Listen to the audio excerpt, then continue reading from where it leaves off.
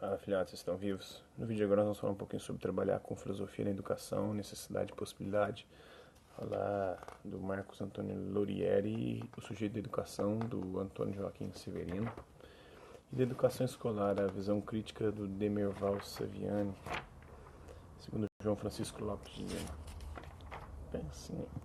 Pode-se pensar em ao menos três relações entre filosofia e educação.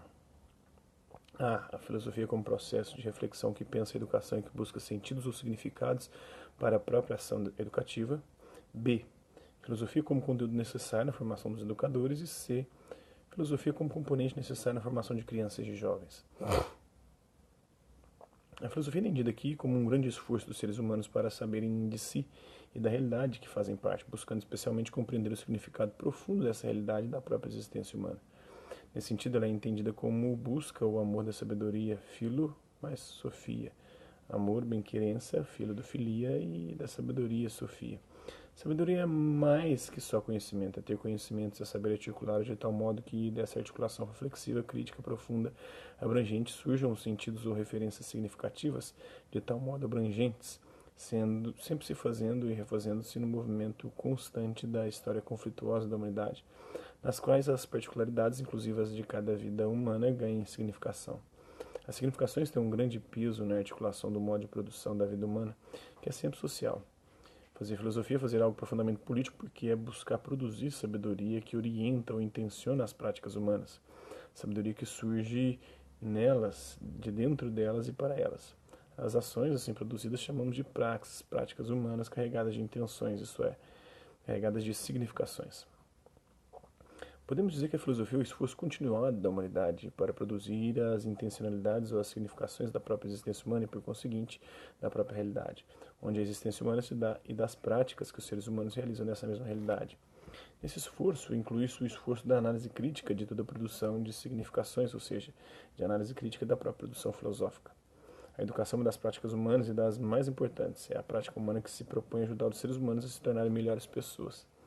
Isso inclui procurar ajudar as pessoas a estabelecerem as melhores relações possíveis com a natureza, com os demais seres humanos e consigo próprios na construção de um modo de ser no mundo que faça bem a todos, assim como no próprio mundo. Isso está em trabalhar com a filosofia na educação, necessidade e possibilidade, do Marcos Antônio Lorieri. Vamos falar agora do sujeito de educação do Antônio Joaquim Severino. De um ponto de vista mais fundante, pode dizer que cabe à filosofia da educação a construção de uma imagem do homem enquanto sujeito fundamental da educação. Trata-se do esforço com vista ao delineamento do sentido mais concreto da existência humana. Como tal, a filosofia da educação constitui-se como uma antropologia filosófica, como a tentativa de integração dos conteúdos das ciências humanas na busca de uma visão integrada do homem. Essa tarefa ela é, pois, reflexão eminentemente antropológica e, como tal, põe-se como alicerce fundante de todas as demais tarefas que lhe cabem. Mas não basta enunciar as coisas dessa maneira, reiterando a fórmula universal de que não se pode tratar a educação a não ser a partir de uma imagem do homem e da sociedade. A dificuldade está justamente no modo de elaboração dessa imagem.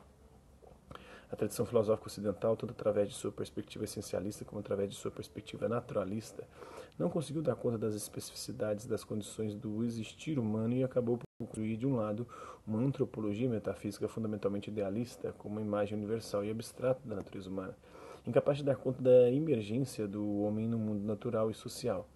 De outro lado, uma antropologia de fundo cientificista que insere o homem no fluxo vital da natureza orgânica, fazendo dele um simples prolongamento da mesma, e que se revela incapaz de dar conta da especificidade humana nesse universo de determinismos.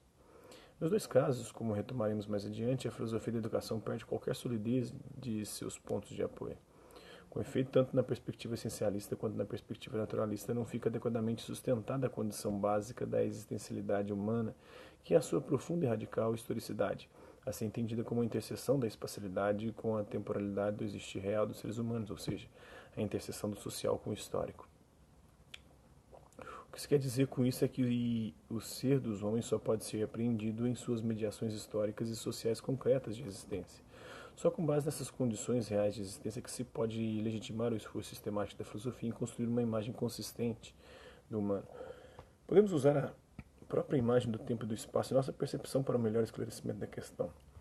Assim como formalmente o espaço e o tempo são as coordenadas da realidade do mundo natural, tal qual é dado em nossa percepção, pode-se dizer, por analogia, que o social e o histórico são as coordenadas da existência humana. Por sua vez, o educacional, como aliás o político, constitui uma tentativa de intencionalização do existir social no tempo histórico.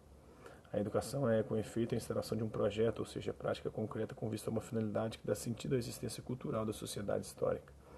Os homens envolvidos na esfera do educacional, sujeitos que se educam e que buscam educar, não podem ser reduzidos a modelos abstratamente concebidos de uma natureza humana, modelo universal idealizado, como também não se reduzem a uma máquina natural, prolongamento orgânico da natureza biológica.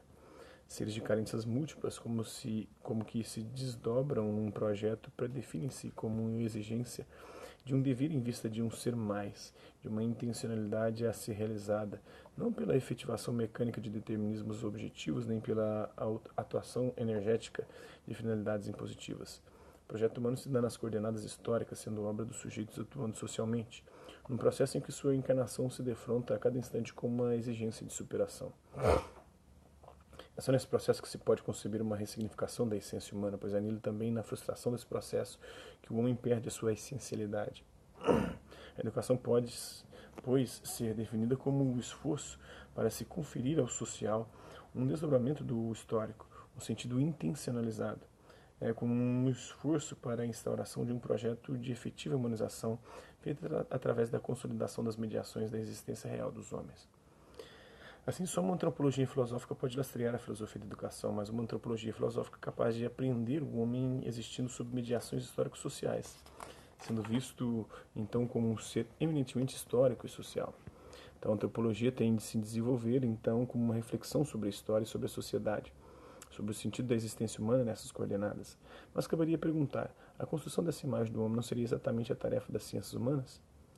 Isso coloca a questão das relações da filosofia com as ciências humanas, cabendo esclarecer então que, embora indispensáveis, os resultados obtidos pelas diversas ciências humanas não são suficientes para assegurar uma visão da totalidade dialeticamente articulada da imagem do homem que se impõe construir. As ciências humanas investigam e buscam explicar, mediante a aplicação de seu categorial teórico, os diversos aspectos da fenomenalidade humana e, graças a isso, tornam-se aptas a concretizar as coordenadas históricos-sociais da existência real dos homens. Mas, em decorrência de sua própria metodologia, a visão teórica que elaboram é necessariamente aspectual. Justamente em função de sua menor rigidez metodológica é que a filosofia pode elaborar hipóteses mais abrangentes, capazes de alcançar uma visão integrada do ser humano, envolvendo nessa compreensão, o conjunto desses aspectos, constituindo uma totalidade que não se resume na mera soma das partes. Partes estas que se articulam não dialeticamente entre si e com um todo, sem perderem sua especificidade, formando ao mesmo tempo uma unidade. A perspectiva filosófica integra ao totalizar, ao unir e ao relacionar. Não se trata, no entanto, de elaborar como que uma teoria geral das ciências humanas, pois, não se atendo aos requisitos da metodologia científica, a filosofia pode colocar hipóteses em níveis de maior alcance epistemológico. Assim, o que se pode concluir deste ponto de vista é que a filosofia da educação, em sua tarefa antropológica, trabalha em íntima colaboração com as ciências humanas no campo da teoria educacional, incorporando subsídios produzidos mediante investigação histórico-antropológica por elas desenvolvida. Está na contribuição da filosofia para a educação do Antônio Joaquim Severino. Vamos falar da educação escolar, a visão crítica de Demerval Saviani, do texto de João Francisco Lopes de Lima. Quando Demerval Saviani transita da crítica sociológica da educação e das suas dimensões conservadoras e reprodutivistas para uma leitura filosófica, situando essa tradição educacional entre a pedagogia da essência e a pedagogia da existência, procede a justificação do conhecimento como fator de emancipação individual e o coloca na posição de centralidade para o processo pedagógico. Nesse sentido, afirma duas teses básicas. A primeira, o método tradicional possui caráter científico e, por estar focado no valor do conhecimento, possui caráter revolucionário. A este contexto corresponde uma pedagogia da essência. Segundo, os métodos novos possuem um caráter pseudocientífico e, por secundarizarem o valor do conhecimento e a preocupação com a transformação política, possuem caráter reacionário. A este contexto corresponde uma pedagogia da existência. A pedagogia tradicional acredita numa igualdade essencial entre os homens, concebendo a universalidade da condição humana e das suas possibilidades. Defende que toda forma de privilégio é sempre social e não natural. O sujeito universal, base da filosofia moderna humanista, dotado das mesmas possibilidades cognitivas e morais que todos os demais sujeitos, também dispõem e que serão potencializadas pela educação em benefício do bem comum. fortifica a ideia da escola como condição para a ascensão social do homem.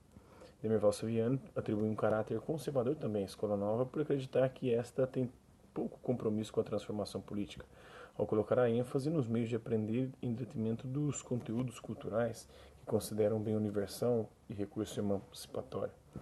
Na visão de Saviano, no contexto da escola nova, a adesão ao método aos apelos contingentes do sujeito gera um isolamento da situação coletiva em que todos os outros sujeitos se encontram, possibilita assim que se isolem também os objetivos de formação, enfraquecendo o propósito global e inviabilizando qualquer projeto coletivo.